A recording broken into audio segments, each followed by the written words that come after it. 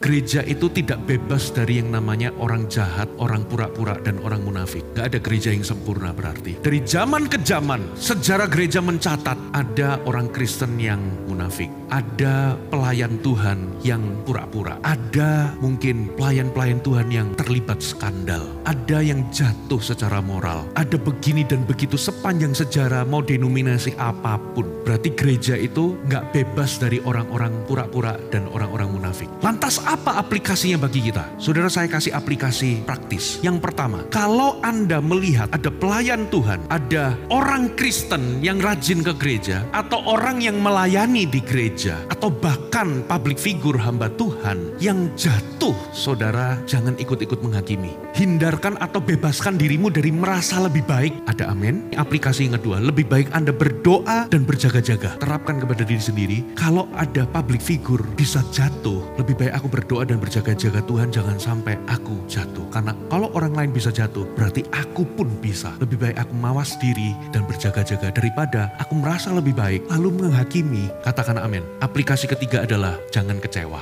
Ada orang Kristen tertentu begitu lihat ada misalnya pelayan Tuhan yang lain jatuh, dia ikut goyang imannya, ikut jatuh. Jangan, rugi sendiri. Justru makinlah Anda maju. Ada orang-orang berkata, mulai hari ini aku gak lagi mau datang ke gereja. Kenapa? Gereja penuh dengan orang munafik. Itu seperti Anda pergi ke rumah sakit, tapi Anda gak mau ada orang sakit di rumah sakit. Loh, justru rumah sakit itu ada untuk orang-orang yang sakit, supaya mereka sembuh. Pernah gak Anda pergi ke gym? Isinya yang di gym itu semuanya orang berotot yang ototnya udah jadi semua. Iya, pasti ada yang sudah jadi, tapi ada juga yang masih kegendutan. Anda gak mungkin berkata, aku gak mau lagi pergi ke gym. Isinya orang-orang yang bodinya gak karuan. Loh, justru gym itu ada supaya masih belum in shape, itu bisa in shape. Katakan amin. Demikian pula gereja. Di gereja ada orang-orang tulus, ada orang-orang kudus, ada orang-orang yang hidup sungguh-sungguh. Tapi juga bisa jadi ada orang-orang yang masih belum tulus, yang masih butuh PR, masih perlu bertumbuh, yang masih mungkin ada kadar munafik dalam dirinya. Kalau Anda ketemu sama orang itu, Anda jangan justru malah kecewa,